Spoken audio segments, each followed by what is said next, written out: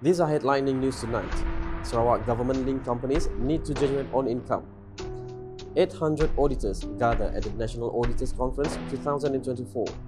Sarawakian expected to assume role of Senate President. Tun Sri Dr. Wan Junaidi's 200 years genealogy records submitted to the Brunei History Centre.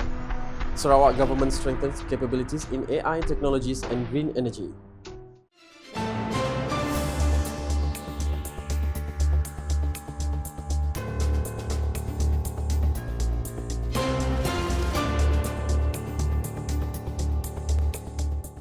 Good evening. All Sarawak government's linked companies, GLCs, need to explore new methods to generate their own income. Sarawak Premier Datuk Patinggi Tan Sri Dr. Abang Abdul Rahman Zohari Tun Datuk Abang Openg said that this is to change the mindset of GLCs that only depend on the injection of government funds and do not care about profit or loss.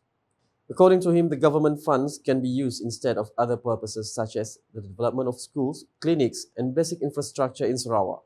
Jadi government sih payah bagi lagi. So government, the saving that we get, we give to the other basic infrastructure where the return is low. Gestation periodnya very long, for instance, mula sekolah. So we get that saving for us to do sekolah, to do clinic, basic infrastructure. In other words, when your infrastructure is there, then economic activity you ada, nah, then the economy is stable. When the economy is stable, then people get the benefit. We don't have to use that money to pay, give them capital lah. Kayaknya diam. Artinya, saya dah hal rugi pun kalau perintah bayar. That sort of mindset. We must change that mindset. He said this when met by reporters after officiating the National Auditors Conference 2024 at the Borneo Convention Centre, Kuching, BCCK, on Tuesday. Earlier in his speech, the Sarawak Premier emphasizes that states need to strengthen integrity and the Sarawak Ombudsman Ordinance so that all civil servants comply with the established governance. Meanwhile, the National Auditors Conference 2024, which was held for the first time in Kuching, saw participations of 800 auditors from the public and private sectors throughout Malaysia. With the theme Empowering Governance Facing Contemporary Challenges, the conference features panelists from various agencies and professional bodies sharing their experience and knowledge through forum sessions and talks covering diverse topics including digitalization of organizations, the role of internal audits, and the challenges in strengthening governance in the current landscape. According to Auditor General Dato' Wan Suraya Wan Muhammad Razi, such conferences are important as a platform to exchange views and ideas on the latest developments related to the profession besides discussing issues, as well as identifying the best approaches and methods to address contemporary governance challenges.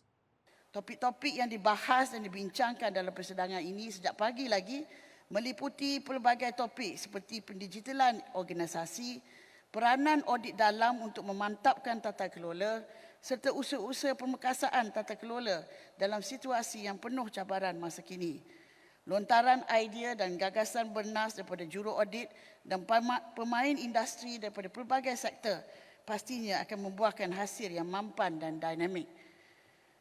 The Sarawakian is expected to be appointed to take over the position of the President of the Senate following the passing of its incumbent, the late Senator Datuk Mutang Tagal, last May. Sarawak Premier Datuk Patinggi Abang Zohari said the matter will be announced by the Prime Minister Datuk Seri Anwar Ibrahim. Kita tunggulah announcement by Perdana Menteri. Siapa speaker? Dari Sarawak ke atau Ha? dari Sarawak ke atau macam mana? Tunggu je. Sama-sama kita nunggu. Saya pun nunggu je. Tentu sekalinya akan anak Sarawak akan dilantik. He said this when met by the reporters after officiating the launching ceremony of the Iban Cultural Heritage Symposium and Expo 2024 in Kuching on Monday. Earlier in his speech, Datuk Patinggi Abang Zohari informed that he agreed to allocate funds to the Dayak Cultural Foundation (DCF) for the upgrading of Fort Lily in Betong and Fort Sylvia in Kapit. Yeah, that's why I take this opportunity to agree lah with your proposal. You keluar aja. But they want ada maintenance juga you, ada budget juga you. The original genealogical records of the Governor of Sarawak, Tun Sri Dr. Wan Junaidi Tuanku Jaafar, which is over 200 years old, was submitted to the Brunei History Centre on Tuesday for reference and further study.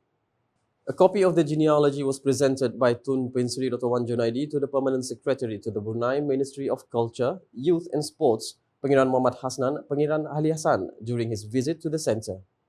Upon arriving with his wife, Topuan Fauziah Muhammad Sanusi at 10 a.m., the head of state and his entourage proceeded to the genealogy exhibition hall, which also displayed lineages related to the history of Brunei Darussalam.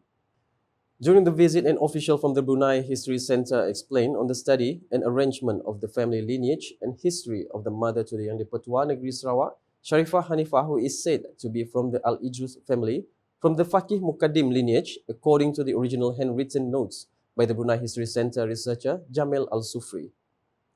Through his notes, there is a mention of the family of Hussein bin Abdul Qadir, who is related to Al-Idrus, whereby Hussein is an ancestor to his mother's side. At this moment, the genealogy of Tun Bin Sri Dr. Wan Junaidi's mother is still incomplete, and further research will be carried out on the rediscovery as a source of study. Meanwhile, the genealogy of Tuanku Jaafar, father to Yang di-Pertua Negeri Sarawak, has been completed by the Genealogy Unit, Research and Documentation Division of the Brunei History Centre. The results of the research found that the lineage of Tun Bin Sri Dr. Wan Junaidi's father came from the family of Said Yassin Ali Yahya from Terengganu, Said Agil from Banting, Sarawak, Said Muhammad, Said Hamid, Said Zainal Abidin, and Tuanku Hassan. The Sarawak government is strengthening its foundation to become an exemplary state in technological progress, particularly in the development of artificial intelligence (AI) technology through green technology initiatives. According to Sarawak Deputy Minister for Public Health, Housing and Local Government, Datuk Michael Tiang Ming Tee, Sarawak is aware of the importance of AI in this era and is fully focused on technology development.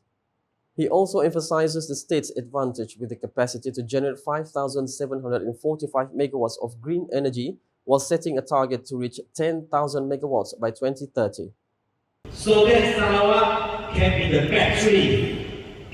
battery power hub for this region. He said this during the inauguration of the Borneo Robo Master Conference 2024 in Cebu recently. Datuk Michael Tiang added that education in the fields of science, technology, engineering, and mathematics (STEM) is crucial for preparing the next generation to face technological challenges. In this regard, he said the Sarawak government has taken steps to offer free tertiary education starting 2026 to produce educated local individuals, particularly in emerging technologies. And that's the English edition with me, Saiful Bahri Muhammad. More news can be found in our official portal ukas.sarawak.gov.my and Sarawak media platforms, including Facebook and YouTube. We conclude the bulletin tonight with the inauguration of the National Auditors Conference 2024 by the Sarawak Premier at BCCK on Tuesday. #Saluran Informasi Rakyat. Have a good night.